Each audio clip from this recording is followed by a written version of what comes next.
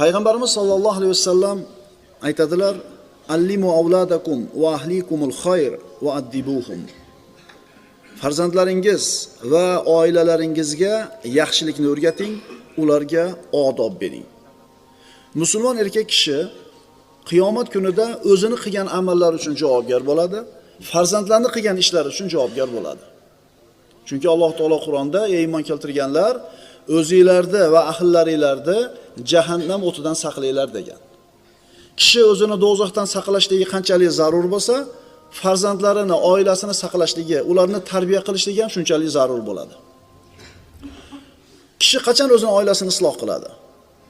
Qachoniki uyidagi jufti, ayoli ham eri bilan bir xil fikrda, bir xil tushunchalarda bo'ladigan bo'lsa. Agar eri xotinning fikri bir, tushunchalari bir, maqsadlari bir bo'lsa, bu oila saodatli bo'ladi. Ayol o'zi farzandlarni ayollar tarbiyalaydi. Xohlaysizlarmi, xohlamaysizlarmi? Eriga rafiqa bo'lgan ayol. Rafiqa deganda nimani tushunamiz? Erini itoatida, erini shokalasida, namozxon, ro'zador, Robbisini yaxshi ko'radi, Allohning hukmida qoyim, uy ishlarini rioya qiladi, farzandlarning tarbiyasi bilan mashg'ul bo'lgan ayol. Bunday ayol faqat xotin emas, birodarlar. Erkak kishining haqiqiy hayotdagi sherigi bo'ladi. Bu eri fikri hayoli bir vodiyda, xotininiki boshqa bir vodiyda bo'ladigan bo'lsa, bu xonadonda qanaqa turmush bo'lishigini bir tasavvur qilib ko'rsa bo'ladi. Ko'chada yurib, o'zini o'tdan cho'qqa urib, tof kelgan narsasini bir kunda shunday sarflab qo'yib, nima qilay endi? Qilish kerak ekanda. Hamma qilyapti. Nima boshqalardan qolamizmi deydigan xotin emas. Erini holiga yetadigan ayol.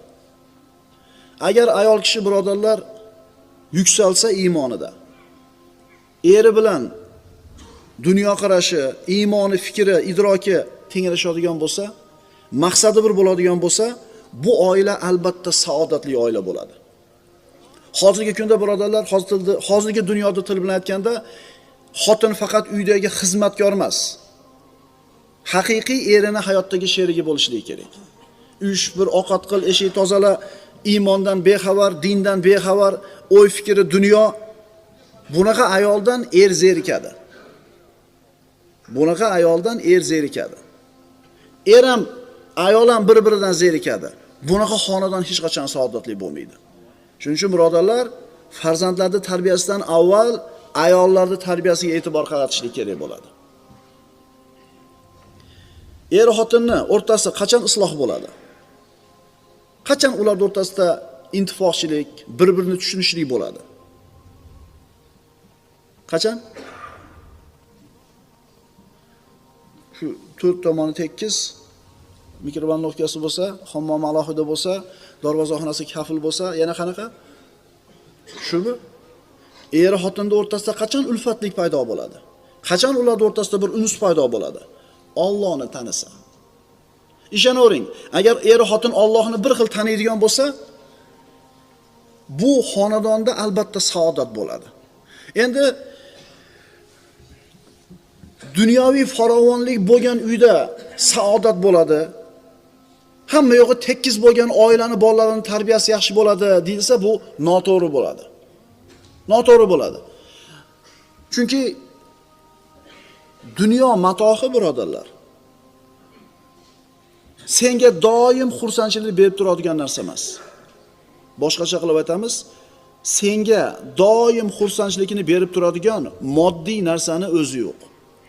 Masalan, mikrovalnovka berasiz, xursand bo'ladi, 5 kundan keyin oddiy holat. Kir yuvadigan mashina olib berasan qimmatroqdan. Xursand bo'ladi, bir hafta, keyin unga ham ko'nikib qoladi. Ha, uy olib berasan. Uy olib berasan varanglagan. Teringga sig'maysan, ayoling ham xursand. 1 yildan keyin nima bo'ladi? Boboyida yo'q qoladi. Mashina sotib olasan, bir hafta uxlamaysan, quvonching cheki yo'q. Bir haftadan keyin nima bo'ladi? Nima demoqchimiz?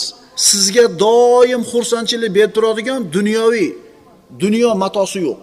Hamma narsadan odam zerikadi. Demak, dunyo matohi bilan xursand bo'lishlik bu vaqtincha narsa. Ammo oiladagi saodatni davomiy qiladigan narsa Allohni tanish, Allohdan qo'rqish. Ayolingizga qarab qachon quvonasiz?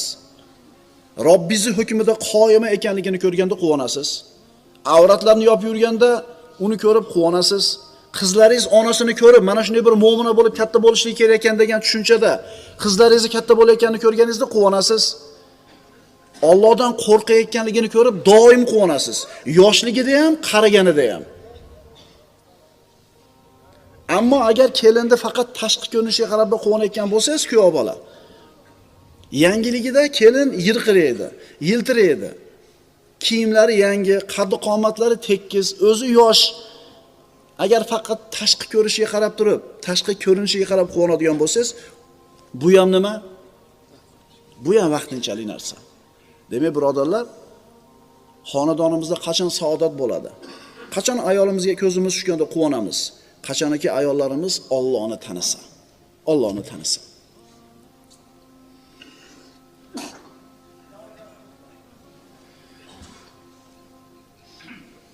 Moddiy jamlanish yoki foyda uchun jamlanish.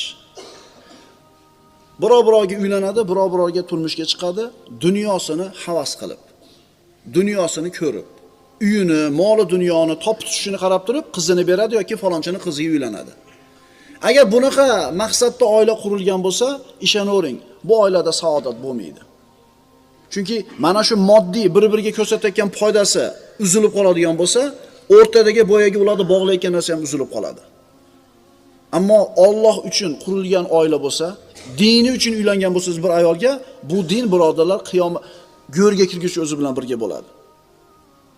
Uylanayotgan bola kelinni hayolidagi o'zi tasavvur qilgan kelin bo'lishini xohlaydi.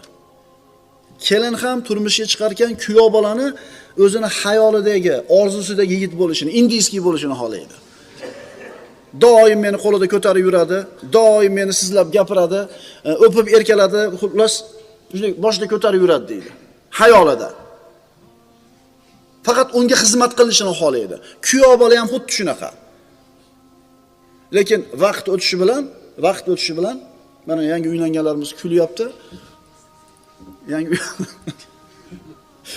U ham bu narsa bitta narsani talab qilyapti, bu ham bitta narsani talab qilyapti. Biri ikkinchisini xizmatini qilishni hech qaysi xayol keltirmayapti.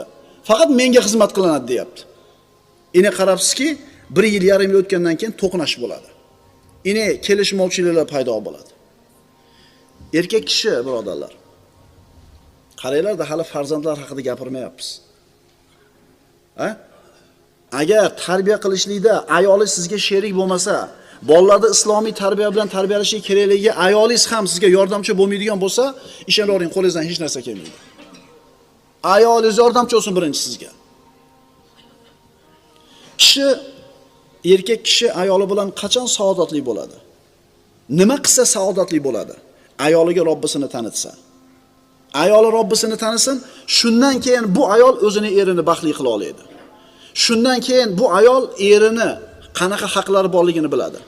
Shundan keyin ayol Allohni tanigandan keyin erimni xizmatini qilsam, bu ibodat ekan. Erimni rozi qilsam, Allohning roziligiga yaqinlashaman ekan deydi, shunda erini xizmatida qoyim bo'ladi. Erkak kishi ham ayolini Allohni taniganidan keyin yelkasidagi omonat ekanligini tushunsa, unga qilgan muomalasiga qiyomatda javob berishini o'ylasa, ayolini xizmatida bo'ladi. Er Allohdan qo'rqib ayolning xizmatida, ayol Allohdan qo'rqib erning xizmatida. Faqat shunda xonadon saodatli bo'ladi. Nima demadinglar? Islomiy jamiyatda birodarlar, odamlarda erkak bilan ayolning o'rtasidagi aloqani iymon bog'laydi. Allohdan qo'rqish asosi ustiga quriladi. Endi dunyoparast odamlarda moddan ustiga quriladi. Masalan, brashni kontrakt deb qo'yadi, mana bilasizlar, g'arbda eshitgansizlar. Turmushga chiqadi, kontrakt tuzadi. Mabodo ajrashsak, menga moncha, senga moncha. O'shuning uchun iloji boricha boyroq odamga turmushga chiqishga harakat qiladi bu g'arbli ayollar, qari bo'lsa ham, xunuk bo'lsa ham, lekin nimasi bo'lsin? Qarang, u turmushga chiqqandagi niyati buzuq o'zi. Unga turmushga chiqadi, 1 yil, 2 yil yashaydi-da, ozgina sabab bo'lib qolsa ajrashadi. Chunki maqsad nima edi ulardan? Maqsad undan yulib olishlik edi. Ammo musulmon ayol musulmon erkakka tegar ekan, musulmon erkak muslima ayolga uylanar ekan, Allohning roziligini o'ylab turib turmush quradi. O'shuning uchun ukalar, ajrashishlik nihoyatda ko'p. Ajratib olishlik ham nihoyatda ko'p. Arzimagan sabab bilan onalar arzimagan dunyoda latta-luttasini bir ikki og'iz sassiq gap uchun oilani shart buzib tashayapti. Mana kecha bittasi shikoyat qilib keldi. Kelinim yashayman deyapti. Kuyoyam yashayman deyapti. Ikki tomondagi xotin unamayapti. Endi bu xotinlarni erlari tarbiyalaganida o'tirmadi. Qizing yashayman deyapti. Qizi ketaman desa ushlab turishib kelmadi, majbur. Yalanib kelishsin deyapti ekan. Bu nima? Qanaqa tushuncha? Qani kafillik ikkinchi turmushi bilan baxtli bo'lib ketishiga bu bolani? Bu turmushga chiqib ko'rgan juvonda birov olishligiga qani kafillik? O'shuning uchun birodarlar, farzand tarbiyasidagi birinchi qiladigan ishimiz ayollarda tarbiyasi. Ayollarda tarbiyasi. Erkak kishini hayotida qiladigan eng yaxshi amali bilasizlarmi nima?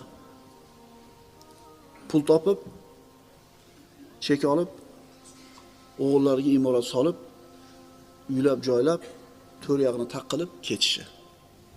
Bu bizning tushuncha shunaqa. Va mana shu narsani yo'lida umr sarf bo'lib ketyapti. Ikkita bo'li bordi, uylab bittasini yashirib chiqardi. Bo'ldi, endi bemalol ibodat yo'q. Yana pul topish kerak. Shehlar nima bo'lib ketyapti? O'g'lim ikkita o'g'li bor. Kichigida 3 ta bor. Birodarlar, musulmon odam rizq Allohdan deb iymon keltirgan bo'ladi. Siz o'lib ketsangiz hamchi, bolangiz o'sha rizqini, chekini topib tirishligini qilib ketaveradi. Erkak kishini hayotida qiladigan eng yaxshi amali bu farzandlariga odob berishi. Agar islom bilan tarbiya qilingan yigit, islom bilan tarbiya qilingan ayol bo'lsa, otasi ta'lim bergan bo'lsa, ayoli kasal bo'lib qolsa, bunaqa tarbiya ko'rgan yigit ayolini tashlab boshqa ayolga uylanmaydi. 10 yil, 20 yil xizmatingizni qildi, bir kasal bo'lib qoldi, xizmatingiz yaramay qoldi.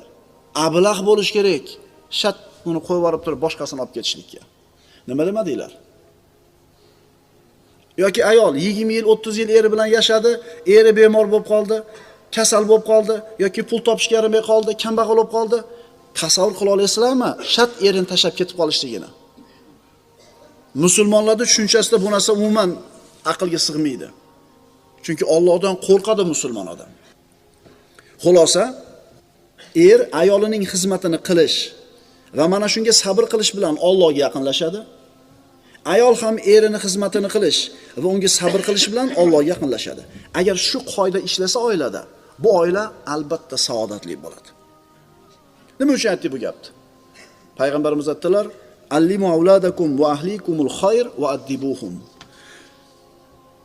Farzandlaringiz va oilalaringizga yaxshilikni o'rgating va ularga odob bering. Payg'ambarimiz sollallohu alayhi vasallam aytadilar, Imom Tabaroniy rivoyatlarida: "Addibu avladakum ala thalathi hisolin." Farzandlaringizga 3 ta xislatni o'rgatinglar. Hubbi nabiyikum va hubbi ali baytihi va tilovatil Qur'on. Nabiyingizni yaxshi ko'rishga, uni oilasini yaxshi ko'rishga va Qur'on tilovatiga. Bolalaringizga 3 ta narsani o'rgatinglar. Payg'ambarini yaxshi ko'rsin, payg'ambarning oilasini yaxshi ko'rsin va Qur'on tilovatini o'rgatinglar. Endi faraz qiling, shat bordingizda bugun, bolam, payg'ambarimizni yaxshi ko'r bugundan boshlab. Payg'ambarimiz oilasini bugun yaxshi ko'rmasang bo'lmaydi. Kel, yaxshi ko'r. Desiz, bu kulgili holat bo'ladi. Ha siz payg'ambarimiz sollallohu alayhi vasallamni tanitmagan bo'lsangiz, oilasini tanitmagan bo'lsangiz, qayoqdan yaxshi ko'rsin? Odam nimani yaxshi ko'radi? O'zi tanigan, bilganda yaxshi ko'radi. Shuning uchun bunaqa payg'ambarning oilasini yaxshi ko'r deb shab dabdurustdan buyurishni o'rniga payg'ambarimizning hayotini aytib bering. Xulq atvori, rahmat haqida hikoya qilib bering. Payg'ambarimiz yosh bolalar bilan qanaqa bir holatda muomala qilganligini aytib bering. Masalan, payg'ambarimiz sollallohu alayhi vasallam bir majlisda o'tirganida o'ng tomonida Abdulloh ibn Abbos yosh bola bo'ladi. Chop tomonida Abu Bakr Siddiq o'tiradi. Payg'ambarimizga bir ichimlik olib kelishadi. Rasululloh ichadilarda sunnatga muvofiq o'ng tomonga uzatish kerak. Shu kichkina bola Ibn Abbos o'tiribdi. Haligi Ibn Abbosga qarab, "Ey bola, o'zi shuni haqqi o'ng tomonga berish kerak.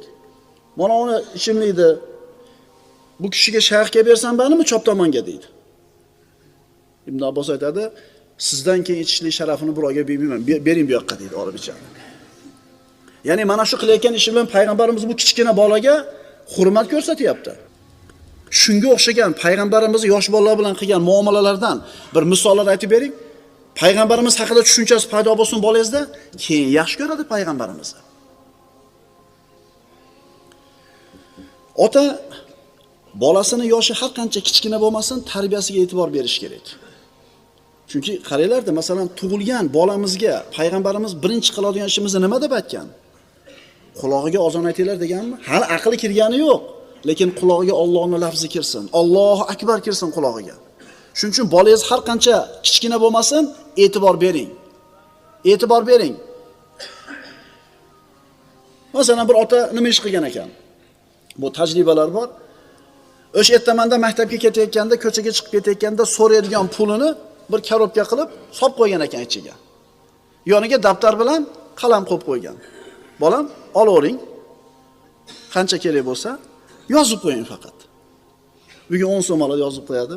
Ertasiga 20 so'm oladi. Ko'radi qancha olayotganini. Bir oy o'tganda hisoblasa falon pul olibdi. O'ylanibroq oladi. O'ylanibroq oladi. Mana bitta uslubi. Qiyinmi? Ha, domla bizni bolalar agar qo'yib qo'yadigan bo'lsangiz, nima qiladi? Demak, sizni bolangiz shunaqa ekan, nima qilaylik? Shuning uchun bolamiz har qancha kichkina bo'lmasin, birodarlar, so'ziga quloq tutish kerak. Xuddi katta odam bilan muomala qilgandek muomala qilishga. Mana payg'ambarimizni ko'rdinglar nima dedi? Abu Bakrdek odam o'tirsa, so'rayapti, beraveraymi? Shuning uchun farzandini o'qishi bilan qiziqish kerak. Nimalarni g'amida yuribdi, kimlar bilan do'st bo'lyapti? Bolamiz bilan o'zimiz o'rtamizda parda qilib olmaylik. Eskilar ko'p aytar shu gapni. Xudo bergan odamni bolasi 15 ga kirganda bosh bo'ladi oilaga. Xudo urgandiki 30 da yosh bo'ladi. Bolalarimizga e'tibor qilishimiz kerak. Payg'ambarimizni tanishimiz kerak, oilasini tanishimiz kerak. Buni o'rniga nima bo'lyapti uyimizda? Uyimizda kim tarbiya beryapti bolalarimizga? Kim o'rgatyapti kimga o'xshash kerak, kimga ergashishlik kerak, kimni o'ziga ibrat, kumir qilishlik kerak? Kim o'rgatyapti uni? Televizor. Aktyorlar, sportchilar, qo'shiqchilar, ular nimani yaxshi ko'radi, kimlar bilan do'st bo'lgan, qaysi kiyimni yaxshi ko'radi, qaysi ovqatni xush ko'radi, qaysi seriallarni ko'radi, hayotlik chog'ida qancha pul topgan, qaysi mamlakatga borganda qanaqa bir qiziqarli voqea bo'lgan, qaysi kinoda, qaysi futbol komandada o'ynaganda nech pul topgan, bularni yaxshi bilishadi. Birodarlar, farzandingizni tarbiya oladigan joyi televizor bo'lsa, qayoqdan sizni ko'zingizni quvonch bo'lsin. Erkak kishi uchun hayotida uchraydigan eng katta mehnat qaysi? Pul topish, yer olish, uy solish, bolasini uylab joylab qo'yishmi? Erkak kishi uchun hayotida uchraydigan eng katta mehnat bola tarbiyasi. Ishonavering. Bundan og'ir ish yo'q. Bundan og'ir ish yo'q. Bir kishi o'zini do'stiga shikoyat qiladi. Nimadan? Bolasini noqobilligidan.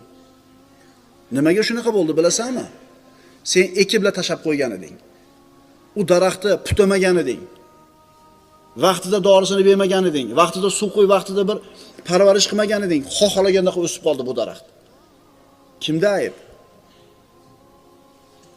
Bu yaqinda uylangan birodarlarimizga yoki farzandlari mayda bo'lgan birodarlarimizga bir juda ham muhim narsaki, farzand har qancha yosh bo'lmasin, uni ta'limi bilan shug'ullanishlik kerak.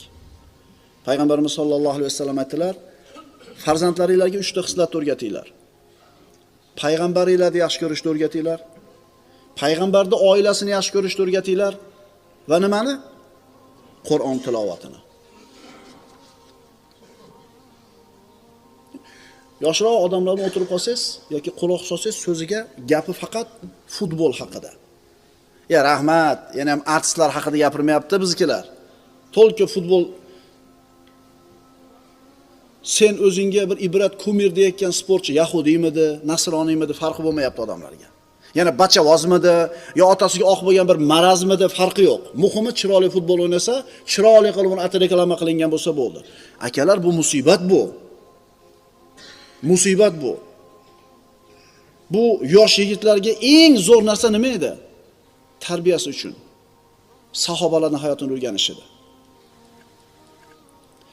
Bu sport, bu futbol akalar, sportda hamma turi ham sog'lom, salomat, baquvvat bo'lishlikning bir vositasi xolos, lekin maqsad emas hayotdagi. Maqsad emas. Kelinglar birodarlar, bugundan boshlab ibratni o'zimiz beraylik. Bugun oila kechki ovqatda mabodo o'tirib birga yesa, hammasi yig'ilganda. Mabodo yig'ilib qolsak dasturxonning ustida ona zamondan o'chirib qo'yaylik-da, ovqat yeb bo'lib turib, bugun bitta sahobaning hayotini gaplashaylik. Zayd ibn Horisaning hayotini masalan. Yoki Umar ibn Xattob roziyallohu anhu hayotidan bir 3-4 ta bir lavhani ko'rib chiqaylik. Bugun siz o'qib bering kitobni. Ertasi kun onasi o'qib beringiz. Keyin o'g'li, keyin qizi. Ey domla, nima deyapsiz? Kim qiladi buni? Bo'ladigan gapni gapiring.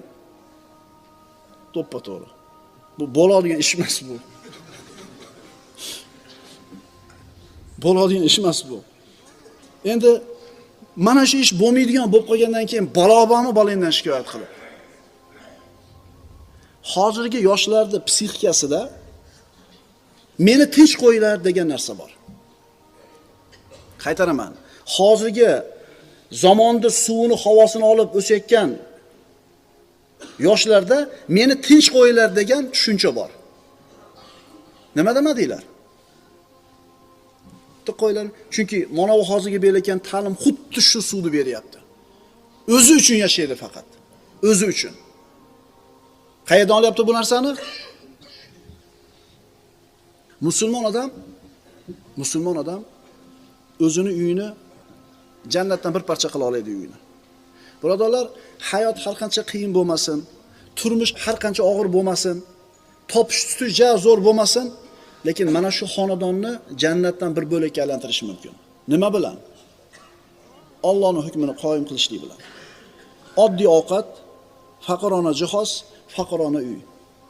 Agar bu oilada xotinni erga, erda xotinga qiladigan muomalasi, otani farzandlar bilan, farzandlarni ota-onalar bilan qiladigan muomalasi Allohdan qo'rqish ustiga qurilgan bo'lsa, hayotda har qanaqa mashaqqati bu xonadon uchun hech narsa emas. Ammo millionlagan pulga olingan uyning ichidagi jihozlari falon pul bo'lgan uy, agar Allohni tanishlik asosiga qurilmasa bo'lgan aloqalari, bu uy jahannamdan bir parcha bo'ladi. Uylar bor birodarlar, Qur'on tilovat qilinadi, 5 mahal namoz o'qiladi, baqir-chaqir bo'lmaydi, g'iybat shikoyat bo'lmaydi, televizor tagida kechgacha qolib ketishmaydi. Bu qanaqa uy? Alloh va Rasul yaxshi ko'rgan uy. Ayrim odamlar uylariga yozib qo'yadi, Allohumma barik hadal bayt. Parvardigor, bu uyni muborak qilgin, barakotli qilgin. Lekin namoz yo'q, ibodat yo'q, ertamandan kechgacha muzika, ertamandan kechgacha televizor. U bola uyda, bu bola bu uyda, har kim o'zini telefonini, planshetini, kompyuterini o'ynab o'tiradi. O'tirmaydi bilalashib. Bunaqa yozuvdan 50 tani ilib qo'y. Alloh bunaqa uyga barakotini yog'dirmaydi. O'zicha hech kim o'zini uyini bunaqa deb o'ylamaydi. Ya meni uyim bunaqa emas deydi. To'g'ri, siz uyingiz unaqa emas. Sizning uyingizda televizor ko'rilmaydi. Ko'rilsa ham faqat yaxshi narsalar ko'riladi. Har kuni oila a'zolari nonushtani birga qilasizlar. Kechki ovqatni birga qilasizlar. G'iybat shikoyat yo'q.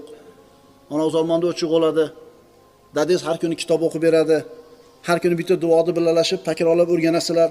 Ha, sizlarning uylar unaqa emas. Sizlarning uylar zo'r. Shunaqami? Astagfiru billah.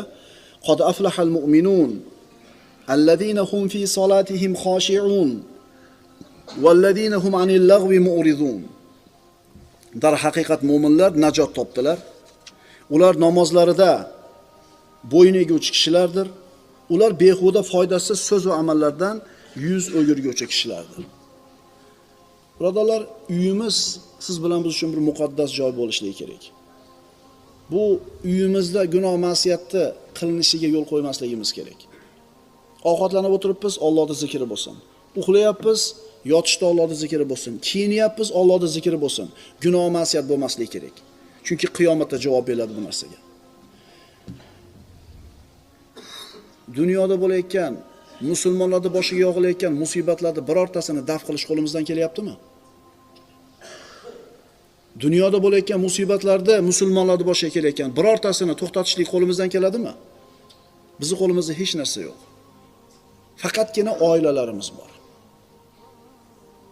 Agar oilamizni isloh qilsak, farzandlarimizni payg'ambarimiz aytganda tarbiya qiladigan bo'lsak, demak mana shu musulmonlarning boshiga kelayotgan balolarni daf qilishlikka qilgan eng katta ishimiz shu bo'ladi. Endi birochi bolani tarbiya qilmadi, buyurmaydi-da. Har qanday jamiyatga rostgo'y, omonatdor, birodar haqqini yemaydigan farzand har qanday jamiyatga kerak. Halol, vijdonan ishlaydi. Kim o'ldi, o'chdi, bo'lib ketishni xohlamasa, bolalarini tarbiya qilsin. Kim o'ldi, o'chdi, bo'lib ketishni xohlamasa, farzandlarini tarbiya qilsin. Bir odam farzandi ulg'ayganida Allohning yaxshi quli ekanligini ko'rsa, haromdan uzoq bo'layotganligini, Allohning buyruqlarini bajarayotganligini ko'rgan bo'lsa, shuni ko'rsa, shu farzand milliard so'mdan ham afzal bo'ladi bu ota uchun. Chunki siz o'lib ketgandan keyin qoldirgan dunyoyingizga javob berasiz. Ammo mana shunday farzand qoldirib ketadigan bo'lsangiz, orqangizdan ajr bo'ladi. Qaytarib aytamiz, farzandini toatda, ibodatda, istiqomatda, taqvoda ko'rib o'tishligi kishini, demak bu odam tirik bo'ladi. Chunki farzand otasining davomchisi bo'ladi. Zamonimizda katta bir jomiyani imom vafot etdi. Oradan bir qancha vaqt o'tib, uni o'rniga o'g'li imom xatib bo'ldi. Otasi qilgan ishni davom etkizdi. Demak bu ota o'lgani yo'q. Bu otaning ishi davom etyapti.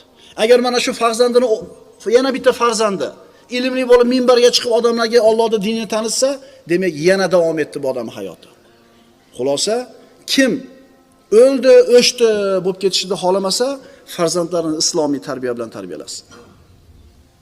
Payg'ambarimiz sollallohu alayhi vasallam aytadilar: "Iza mata ibnu Adam inqata amaluhu illa min thalath." Agar odam bolasi vafot etsa, uni 3 ta amalidan boshqa ham amallari to'xtaydi. Faqat 3 ta ishi unga savob berib turadi. Sadaqatun joriya. Odamlarga foyda keltirib turgan bir nafaqoti, sadaqati. Ko'prikmidi, asfaltmidi, musulmonlar foydalanib turadigan sadaqa joriya qoldirgan bo'lsa. Va ilmun yuntafa'u bihi.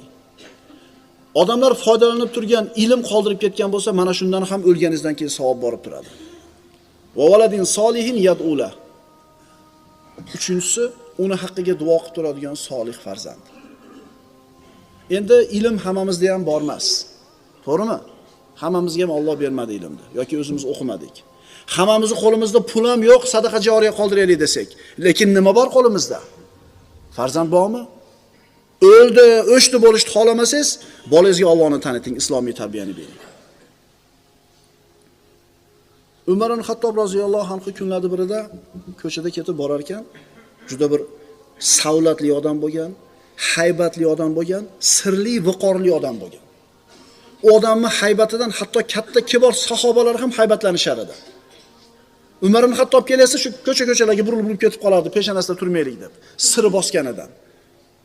Kunlarning birida Umar ibn Xattob ko'chada ketayotsa, bir to'p yosh bolalar o'ynayotdi. Xalifani ko'rib tirqirab har tomonga qochib ketishdi. Faqat bitta bola qochmasdan turdi. Xalifa bu bolaning jur'atidan, jasoratidan bir hayron qolib oldiga bordi-da, "Ey bola" dedi. "Nimaga sen qochmayapsan boshqalardaqa?" dedi. Hali yigit aytdi: "Ey Amirul Mu'minin, sizni zulmingizdan qo'rqish uchun men zolim emasman. Sizni jazoingizdan qo'rqish uchun bir gunoh qilganim yo'q. Yo'l keng" dedi. "Siz ham sig'asiz, biz ham sig'amiz, o'taverasiz" dedi. Qarang, katta kishilar haybatlanib Umar ibn Xattobning oldida tura olmayotgan paytda yuragini quvvati yetmay. Bu yosh bola turibdi. Kimni bolasisan desa, Zubayr ibn al-Avvom deydi. Abdulloh ibn Zubayr ibn al-Avvom roziyallohu anhu edi. Bu ham bola edi. Bu ham bola edi. Tarbiya ko'rgan bola edi. Mana shu tariximizda yosh bolalar bilan bo'lgan mavqiflardan bir ajib bir suratlar bor. Mana ayrimlarni o'qib beraman. Xalifa Abdulmalik ibn Marvon huzuriga bir jamoa kishi kirdi. 5 tamida 10 ta odam kirdi. Ularning orasida bir yosh bola ham bor edi. Xalifa bu yosh bolani kirganini ko'rib jahli chiqdi. Abdulmalik ibn Marvon eshikda oldida turadigan odam chaqirib aytdi, "Ey" dedi. "To'g'ri kelgan yosh bolani kirgizib yuborasanmi?" dedi. "Men oldimga" dedi. Shunda haligi yosh bola turib aytdiki, "Ey amir" dedi. "Men sizni huzuringizga kirishim bilan sizni sharafingizga, hurmatingizga so'z tegmaydi" dedi. "Ammo men uchun sharaf siz oldingizda turish" dedi. "Bizni yurtimizga mashaqqat keldi. Oziq-ovqat yo'q bo'ldi. Sizlarda ortiqcha mol bor ekan. Yosh bolani gapi xalifaga gapiryapti. Agar ular ana shu mollar biz uchun bo'lsa, nimaga bermayapsizlar? Qiylandik biz. Agar u sizlarning qo'linglardagi mol Allohning mulki bo'lsa, bandalarga beringlar. Agar u mol qo'linglardagi sizlarniki bo'lsa, bizga sadaqa qilinglar" dedi. Xalifa hali bolaning gapini eshitib, "Vallohi" dedi, "bu bola" dedi, "talabini bajarmaslikka biz uchun bironta ham uzr qoldirmadi" dedi. "Meni molim desa javobni aytib qo'ydi. Allohning moli desa javobni aytib qo'ydi." Birodarlar, jur'atli bolani pul bilan o'lchab bo'lmaydi qadrini. Yurakli, jur'atli bolani o'lchab bo'lmaydi. Umar ibn Abdulaziz xalifa bo'ldi. Uni tabriklash uchun atrofdan elchilar kelishni boshladi. Hijozliklardan bir jamoa kirdi, ularning boshlig'i 10 dan o'tmagan yosh bola edi. Yoshi 10 dan oshmagan yosh bola mana shu hijozliklarning jamoasini boshlig'i bo'lib kirdi. Endi hamma xalifani xalifa bo'lganligi bilan tabrikladi. Endi navbat hijozliklar kelganda boyaga 10 yashar bo'lmagan bola turdi. Turib gapirmoqchi bo'ldi. "Sen o'tir" dedi xalifa. "Sendan yosh kattaroq tursin" dedi. Ya'ni shuncha hijozlikdan kelgan 10 ta 15 ta odamdan gapiradigan odam yo'qmi sendan boshqa? "O'tir sen" dedi. Yosh bola deb pisand qilmadi buni. Bu bola nima dedi?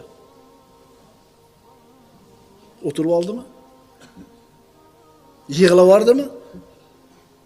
Nima dedi? Qarang, shu 10 ta odamga boshliq bo'lib keldimi? Demak, shunga loyiqda bu bola. Alloh amirni isloh qilsin. Kishini qadri ikkita kichkina narsasi bilan bo'ladi. Qalbi bilan, tili bilan dedi. Yoshi bilan, bo'yi bilan demayapti.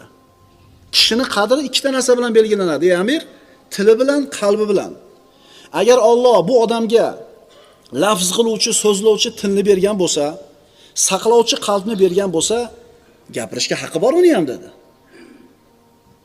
Agar dedi, siz aytganda faqat yosh bilan bo'lganida ish dedi. Bu taxtga, xalifalikka sizdan ko'ra yosh kattaroq odamlar bor edi dedi. Qarang, bu kimga gapiryapti? Bu o'sha davrdagi eng qudratli bo'lgan podshohga gapiryapti. Agar siz aytganda faqat yosh bilan bo'lganda odamning qadri, bu taxtga sizdan ko'ra haqliroq yosh katta odamlar bor edi deyapti. Insonning qadri qalbi bilan, tili bilan deyapti. Qiymati.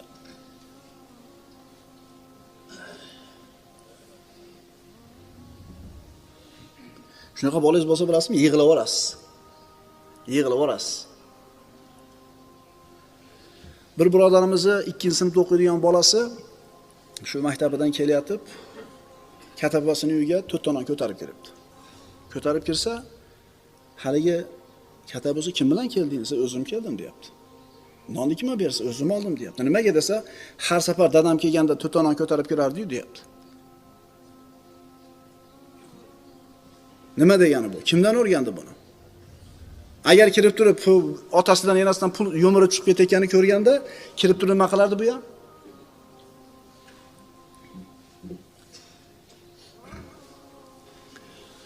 Nima demoqchimiz? Bolangizni jur'atini yoshligidan o'zi sindirib qo'yasiz. Bolangizni zehni past bo'lsa, qo'lingizni yuvib, qo'ltig'ingizga urmang, shoshilmang. Qo'lingizni yuvib, qo'ltig'ingizga urmang, shoshilmang, chunki birodarlar, hozir ayrim tarixda ko'zga ko'ringan odamlarning hayotidan o'qib beraman, yoqangizni ushaysiz. Bu bola gavhar. turpoqning ichidagi toshni ichidagi gavhar, buni kavlab olishlik kerak. Undagi qobiliyatlarni ko'rish kerak, o'rganib chiqish kerak, buni rivojlantirishlik kerak. Zehni past bo'lsa bo'ldi, bu odam bo'lmaydi demang. 1 yil sabr qiling, 2 yil sabr qiling, sizni bolangiz bu. Orqangizdan sizga duo yuboradigan, sizga savob jo'natadigan bola. Qo'lingizni etni yuvolmang bolangizdan. Qarang, Isak Nyuton kim bo'lgan? Fizikani asoschilaridan bo'lgan. Shu Isak Nyuton birodarlar sinfidagi eng oxirgi qoloq o'quvchi bo'lgan ekan. Sinfdoshlardan bittasi qattiq urib qo'yganda, kuchi yetmay kaltayib, alam qilganidan aytgan ekan: "Men seni ilm bilan yengaman." degan ekan, shu iqtidor ochilib Isak Nyuton bo'lib ketgan. Albert Einstein zamonaviy fizikani asoschisi. Einstein mana Nobel mukofotlarini olgan, 4 ga kirganda tili chiqqan ekan. 4 ga kirganda, 7 yoshga kirganda o'qishni o'rgangan. Tengqurlaridan keyinroq maktabga borgan. Yomon o'qigan. 15 yoshida umuman gimnaziyada o'qiy olmadi deb haydab yuborilgan. Nima deysizlar? Beethoven. Kim bu? Shu odam mana geniylardan deyiladi. Muzika dunyosining geniylardan deyiladi. Daholaridan endi bizning tilda. Yozishda orfografiya xatolarni mingta qilgan ekan. Ko'paytirish bilan bo'lishdi, umrini oxirigacha o'zlashtira olmagan ekan.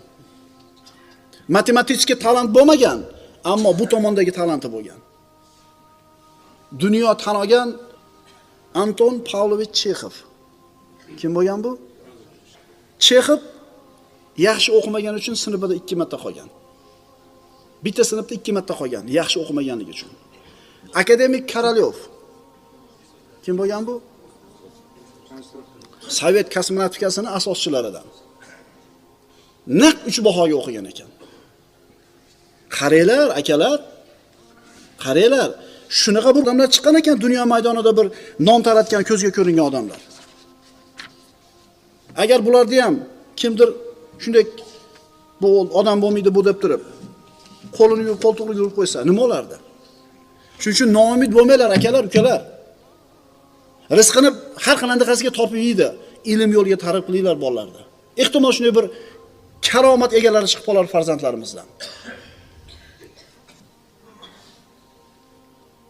Haqiqiy baxtsiz odam kim? Haqiqiy baxtsiz odam ko'chadagi omadsizligini, ko'chadagi badbaxtligini uyiga ham ko'tarib olib keladigan odam.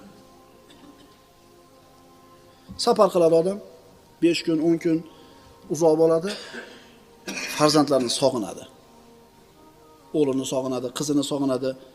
Alloh taolo siz bilan bizni mana shunday qilib yaratgan.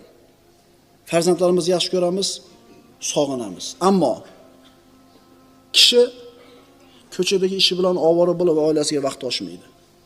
Bir kunchi shart yig'ishtiring ishni o'lib ketsin. Shunday bir peshin bo'lmasdan uyga kelingda bolalarga o'tiringlar mashinaga, bir aylanib kelamiz deyinda. Bo'lganmi bir marta shunaqa narsa? Shart do'konda yopdingiz, janini olsin, bir gap bo'lar. Shart mashinaga o'tirib, yuringlar bora, bir aylantirib kelaman sizlarni. Bugun kechgacha bir aylantirib keldingiz. Zo'r bo'lganmi? Kim xursand bo'lgan bundan bilasizmi? Siz o'zingiz ko'proq xursand bo'lasiz. Chunki bolalar his qiladi, biz kerak ekanmiz otamizga. Otamiz bizni tarbiyamiz bilan yoki bizga e'tibori bor ekan deb turib, bolalarni bosh osmonga umrini oxirigacha esdan chiqarmaydi. Umridan oxirigacha esdan chiqarmaydi. Lekin unaqa yo'q. Mana shu 1000 ta odamdan bitta odam qo'l ko'tardi mana. Ish. To'rtta devorning ichida o'tiribdi. Toza havoga chiqdi, yuguradi, o'ynaydi. Shu oddiy ish bilan bolangizni qalbidan juda bir yuqori joydan joy oldingiz. Va bu qilgan ishingiz dunyoviy ish hisoblanmaydi. Oxirat uchun bo'ladi. Oxirat uchun. Mana qilib ko'ringlar-da. Shat olib borib keling-da, o'zingiz qanaqa saodatni his qilganingizni ko'rasiz. Maza qilasiz. Payg'ambarimiz sollallohu alayhi vasallam siz bilan bizdan ko'ra birodarlar ishi tashvishi ko'p bo'lgan zot. Qarang, risolatni insoniyatga yetish kerak bo'lgan Allohning omonatdori, vahiyning egasi bo'lgan zot uyga kelardida 4 oyoqlab turib berardi. Nabiralari Hasan va Husayn yelkasiga minib, payg'ambarimiz ot bo'lib, tuya bo'lib ularni ko'tarib yurardi. Endi qo'l ko'tarib qo'yinglar. Nevaralarni yoki bolalarga shunaqa qilib turib yelkasida ko'tarib ot bo'lib berganlar. Mashalloh. Bunaqalar ko'proq ekan, alhamdulillah. Bu arzonroqda bu. Ish tashab kelishdan ko'ra yengil. Lekin shuni ham qilmagan ekan ko'pchilik. Bak. Dada o'ynaylik deydi. To'rga kirgan bolangiz. Bak deysiz, abar. Olib chiqmayman deysiz. Endi qayoqdan sizni yaxshi ko'rsin bu? Rasululloh sallallohu alayhi vasallam har bitta hayotimizdagi ishda ibrat bo'lgan zot yelkasiga, kuragiga, beliga o'tkazib, 4 oyoqlab yurib, tasavvur qiling Muhammad alayhisalomni. Ni'mal jamalu jamalukuma, ni'mal hamalani antuma. Tuyalaringiz naqadar yaxshi tuya va ikkingiz naqadar yaxshi minuvchisizlar deb ko'tarib yurardi. Rasululloh sollallohu alayhi vasallam qo'lida bolasini ushlab turib namoz o'qiganligi haqida rivoyatlar bor. Rasululloh sajda qilib turganida mana shu nabiralardan bittasi kelib yelkasiga o'tirib olganida imom bo'lib o'qiyapti payg'ambarimiz namozda. Rasululloh sajdadan turmasdan turaveradi. Sahobalar turishaveradi sajdadan. Uzoq bo'lib ketdi. Shunda sahobalardan bittasi kallan ko'tarib bunday qaraydi. Nima gap ekan deb.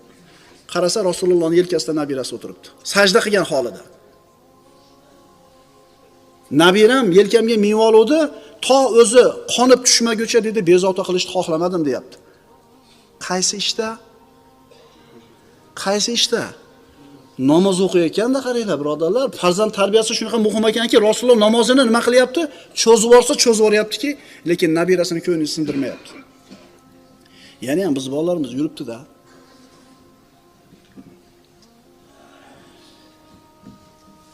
Meni bir birodarim bo'lardi, Alloh rahmat qilsin, o'tib ketdi.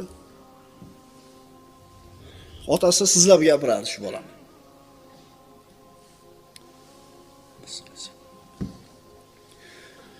Ko'chada shu birov bilan muomala qilsa, haligi o'ziga uverenniy bola edi, senlasa aytardi.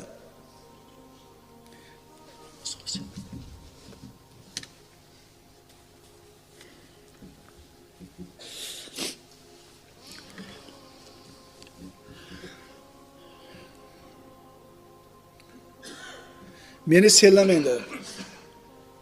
Chunki meni otam ham senlamaydi derdi. Alloh rahmat qilsin, solih odam edi. Juda ko'pchilikning hidoyatiga sabab bo'lib ketgan edi. Alloh rahmat qilsin.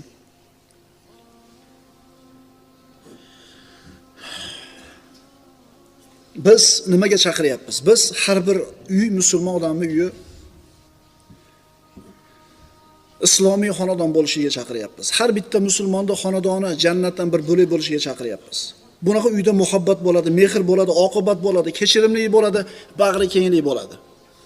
Agar musulmon odam uyini mana shunday holatga olib kelgan bo'lsa, ko'chadagi har qancha mashaqqat uyga kelgandachi esdan chiqadi.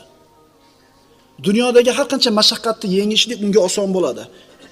Agar uyni shunaqa qilib tarbiya qila olgan bo'lsa, aytinglarchi, biz e'tibor beramizmi oilalarimizga, farzandlarimizga? Ammo haqiqiy baxtsiz nodon odam kim? Ko'chadagi mashaqqatini uyga ko'tarib keladigan, bu ham yetmagandek uyi ham o'zi mashaqqat bo'lgan odam.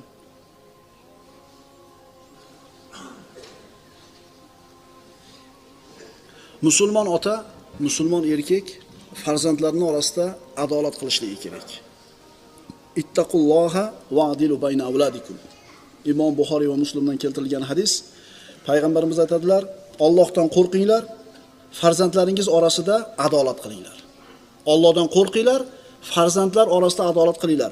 Allohdan qo'rqishlikdan keyin zikr qilayotgan ish nima bo'lyapti? Farzandlar o'rtasida adolat qilishlik. Bu mayda ishlarda, tabassum bilan qarashda, sizlab muomala qilishda, o'pib erkalatishlikda, tabassumda. Bitta bolangizni boshqalardan ko'ra ko'proq yaxshi ko'rishingiz mumkin. Bunga gunohkor bo'lmaysiz. Kenjasimidi, kattasimidi, o'g'lingizmi, qizingizmi, xullas bittasini ko'proq yaxshi ko'rishingiz mumkin. Bunga gunohkor bo'lmaysiz. Lekin tashqarida shuni bildirib, buni boshqalardan ko'ra ajratib, narigilarni yerga tushirib qolgan bo'lsangiz, mana shu narsaga gunohkor bo'lasiz. Chunki bittasini erkalatib, po'palab, ikkinchisiga qattiq gapirganingizda, ikkinchisini dilini cho'ktirib qo'ydingiz. Umrining oxirigacha esdan chiqmaydigan ish bo'ldi. Payg'ambarimiz aytibdilar, Allohdan qo'rqinglar va farzandlarda o'rtasida adolat qilinglar. Yedirib ichirishda adolat qilamiz. kiydirishda adolat qilamiz, sarf-xarajatda adolat qilamiz, lekin bundan ham mayda ishlarda adolat qilishlik kerak bo'ladi. Payg'ambarimiz sollallohu alayhi vasallamning oldiga bir kishi kelib, "Ya Rasululloh, guvoh bo'ling. Mana bolamga dedi bitta bog'da shunday hadya qildim" dedi. "Berdim bitta bog'da" dedi. Rasululloh, "Boshqa bolalaring ham bormi?" dedi. "Ha, boshqa bolalarim ham bor." "Ularga ham shunaqa narsani berdingmi?" dedi. "Yo'q" dedi hali odam. Payg'ambarimiz aytdilar, "Inni la ashhadu ala jawr." Mendan boshqa odamni guvoh qil bu ishga dedi. Chunki men jabrga, zulmga guvoh bo'lmayman dedi. Shuning uchun farzandlarga bir narsani taqsim qilayotgan paytda ota adolat qilishligi kerak. Kimga qancha berish kerak? Shariatimizda aniq-aniq ko'rsatib qo'yilgan. Bir odam 60 yil Allohga ibodat qilishi mumkin. Ammo vasiyatda, taqsimda zulm qiladigan bo'lsa, bironta bolasiga jahannam vojib bo'ladi bu odamga. Ittaqulloha va adilu bayna avladikum. Allohdan qo'rqinglar, farzandlaringiz orasida adolat qilinglar. Boshqa hadisda aytadilar Payg'ambarimiz sollallohu alayhi vasallam, "Sawu bayna avladikum fil atiyati." Atolarda, infoqda, beriladigan narsalarda bir narsa bersangiz, farzandlar orasida adolat qiling degan. Darsimizning nihoyasi musulmonlar tushunchasida ota hurmatli inson bo'ladi. Musulmonlarning tushunchasida ota ulug' inson, hurmatli inson bo'ladi. Ammo hamma ota ham mahbub ota bo'lmaydi. Farzandlar tomonidan yaxshi ko'rilgan bo'lmaydi hamma ota. Shuning uchun bolalaringizdan sizni yaxshi ko'rishini talab qilishligingiz sizni qahramonligingiz emas. Balki bolalaringiz sizni yaxshi ko'radigan ishni qilishligingizda sizni qahramonligingiz. Xohlaysizmi, xohlamaysizmi, musulmon otasini ulug' inson deb biladi, hurmat qiladi. Ammo hamma farzand ham otasini yaxshi ko'ravermaydi. Bu yomon ko'radi degani emas. Qalbini to'ridan joy olgan bo'lmaydi hamma ota ham. Ine katta bo'lganda agar parvarishini qilmasa, ine katta bo'lganda qaramay havoromay qo'ysa, xafa bo'lmasin. Xafa bo'lmasin. Payg'ambarimiz sollallohu alayhi vasallam aytganlar, Imom Tabaroniydan Abu Hurayra roziyallohu anhu rivoyat qilingan, "Ainu avladakum alal bir." Ainu avladakum alal bir. Farzandlaringizga bir yaxshilikka yordam beringlar. Ya'ni yaxshi odam bo'lishiga yordam beringlar. Yaxshilik qilishiga yordam beringlar. Nima qilinglar degani bu? Tarbiya qilinglar degani. Rahimallohu validan aana waladahu ala birri. Bolasiga yaxshilik qilishlikka yordam bergan otani Alloh rahmat qilsin. Ali ibn Abi Talib aytadi, "Akrimu avladakum wa ahsinu tarbiyatahum." Bolalaringlarni ikrom qilinglar, tarbiyasini chiroyli qilinglar. Diqqat. Fa innahum khuliqu li zamanin g'ayri li zamanikum. Chunki farzandlaringlar sizlarning zamoningizlarga emas, boshqa zamon uchun yaralgan. Ya'ni bir ota bor, 50-chi, 60-chi, 70-chi yillarda o'sgan. Hozir birodarlar, u 2000-yilda ustida turibmiz. Bizi davrimizda manaqa bo'lgan, bu siz ham kunimiz o'tgan demang. Chunki sizning kuningiz shu bilan o'tgan. Bu zamonda talablari boshqacha. Bizi davrimizda bunaqa bo'lmagan. Biz peshkom yurib qilar edik, anaqa qilar edik. U sizning zamoningiz shunaqa edi. Hozir bolani talabi bor bir narsaga, masalan, kompyuterga, ta'limi uchun. Modomiki bolangizga kerak bo'layotgan, zamon talab qilayotgan narsa harom emasmi? Shariat doirasidan chiqmayaptimi? Qilib beringlar otalar. Qilib beringlar. Chunki bizda bo'lmagan u narsa. Shunda ham yaxshi yashayorganmiz demanglar. Bizkilar o'sha kirdi qo'li bilan yuvib ham, mana qilib ham zo'r yuravergan. U sizlarning zamoningizda shunaqa edi. Hozir kir mashina beringlar. Qaytarib aytamiz. Albatta farzandlaringiz sizning zamoningiz emas, boshqa zamon uchun yaralgan. Modomiki farzand talab qilayotgan narsa kerakmi? Shariat doirasidan chiqib ketmaganmi? Bu narsani qilib berishimiz lozim bo'ladi.